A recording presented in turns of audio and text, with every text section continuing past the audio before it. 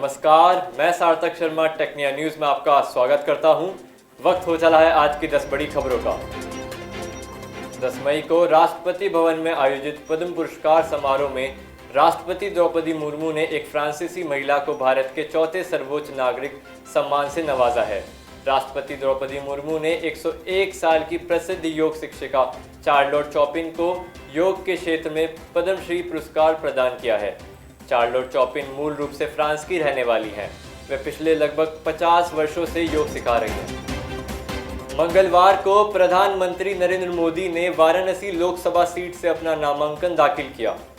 नामांकन दाखिल करने से पहले पीएम मोदी ने वाराणसी के दशाश्वमेध घाट पर मां गंगा की पूजा की और काल भैरव बाबा के दर्शन किए।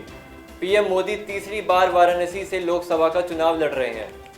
साल 2014 और 2019 में भी वाराणसी की जनता ने प्रधानमंत्री नरेंद्र मोदी को अपना सांसद चुना था।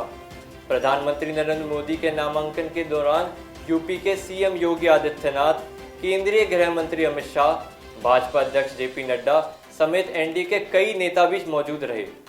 वाराणसी में 1 जून को लोकसभा चुनाव के आखिरी चरण में मतदान होंगे। वहीं 4 जून को सभी 543 लोकसभा सीटों के नतीजों का ऐलान किया जाएगा।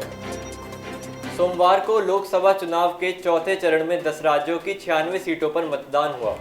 चौथे चरण की सभी 96 सीटों पर कुल 68% वोटिंग हुई है, जबकि इस चरण के लिए वोटर लिस्ट में कुल 17 करोड़ से अधिक मतदाताओं के नाम शामिल हैं। वहीं इस चरण में पश्चिम बंगाल में सबसे अधिक 77% के करीब मतदान हुआ। वहीं जम्मू कश्मीर में सबसे कम 38% वोटिंग हुई। बिहार के दिग्गज नेता और पूर्व उप मुख्यमंत्री सुशील कुमार मोदी दुनिया को अलविदा कहकर चले गए। 72 साल के सुशील मोदी लंबे समय से कैंसर से जूझ रहे थे। दिल्ली की एम्स में उनका इलाज चल रहा था। सोमवार को उन्होंने एम्स में आखिरी सांस ली। सुशील कुमार मोदी को बिहार की राजनीति का पुरोधा माना जाता रहा है। सुशील मोदी ने 1971 में छात्र राजनीति से राजनीति में कदम रखा। वो 1974 में जेपी आंदोलन का भी हिस्सा रहे। 1990 में वे पहली बार विधायक बने और 2004 में वे भागलपुर से सांसद चुने गए। सुशील कुमार मोदी 2 बार बिहार के वित्त मंत्री भी रह चुके हैं। वहीं पिछले महीने ही उनका राज्यसभा का कार्यकाल भी पूरा हुआ।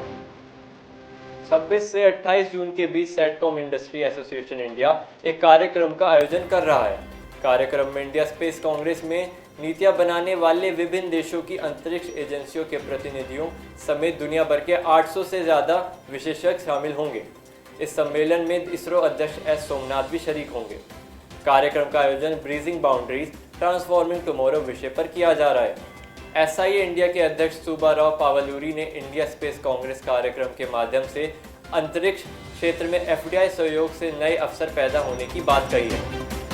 सोमवार को भारत और ईरान के बीच चाबहार बंदरगाह पर सामान्य कार्गो और कंटेनर टर्मिनल के उपकरण और संचालन को लेकर समझौता हुआ है।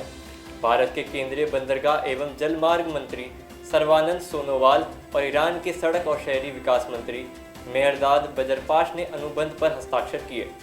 हस्ताक्षर समारोह में भारत के विदेश मंत्री एस जयशंकर ने भी शिरकत की। इस दौरान विदेश मंत्री एस जयशंकर ने भारत और ईरान के बीच संभावित हस्ताक्षर समझौते से बड़े निवेश का मार्ग प्रशस्त होने और भारत को केंद्रीय बंदरगाह के जरिए मध्य एशिया से जोड़ने की बात कही है।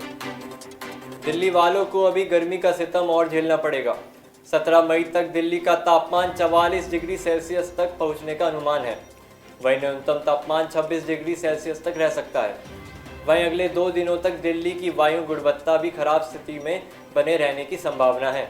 मौसम विभाग के अनुसार मंगलवार को दिल्ली का एक्यूआई 200 से ऊपर रहा है, जो हवा की गुणवत्ता को खराब श्रेणी में दर्शाता है। सीयूईटी यूजी 2024 के लिए इंतजार कर रहे देश भर के लाखों अभ्यर्थियों का इंतजार खत्म हो गया है। सोमवार को नेशनल टेस्टिंग एजेंसी ने सीयूईटी यूजी के एडमिट कार्ड जारी कर दिए हैं। एनटीए ने एडमिट कार्ड डाउनलोड करने के लिए जारी किए गए नोटिफिकेशन में परीक्षार्थियों के लिए परीक्षा से संबंधित निर्देश भी जारी किए हैं। सीयूईटी 2024 का आयोजन 15 मई से 18 मई तक किया जाएगा। उड़ीसा के भुवनेश्वर में national federation cup athletics competition में आभा खटुआ ने स्वर्ण पदक जीतकर नया इतिहास रचा है। सोमवार को आभा खटुआ ने महिलाओं की गोला फेंक कंपटीशन में 18.41 मीटर की दूरी में पहला स्थान हासिल किया है। इस कंपटीशन में आभा महाराष्ट्र का प्रतिनिधित्व कर रही हैं। सोमवार को 18.41 मीटर की दूरी तक गोला फेंकने के बाद आभा राष्ट्रीय रिकॉर्ड बनाने वाली एकमात्र खिलाड़ी बन गई। Amazon प्राइम वीडियो की आने वाली सीरीज पंचायत 3 का ट्रेलर 17 मई को रिलीज किया जाएगा। मेकर्स ने पहले इसकी घोषणा कर दी थी, लेकिन अब मेकर्स ने ट्रेलर रिलीज से पहले सोशल मीडिया पर सीरीज का एक नया पोस्टर शेयर किया है, जिसे लेकर फैंस मेकर से नाराज दिखाई दे रहे हैं। सीरीज की पिछली दोनों कड़ियों में सचिव जी का किरदार निभा रहे जितेंद्र कुमार इस पोस्टर में नजर नहीं आ रहे, जिसे लेकर फैंस ने मेकर से सवाल पूछने शुरू कर दिए हैं। फिलहाल सीरीज में सचिव जी का किरदार है या नहीं, ये अभी सस्पेंस बना हुआ है। सीरीज 28 मई को Amazon प्राइम वीडियो पर स्ट्रीम की जाएगी। आज के लिए बस इतना ही। देखते रहिए टेक्निया न्यूज। चैनल को लाइक, शेयर, सब्सक्राइब करें।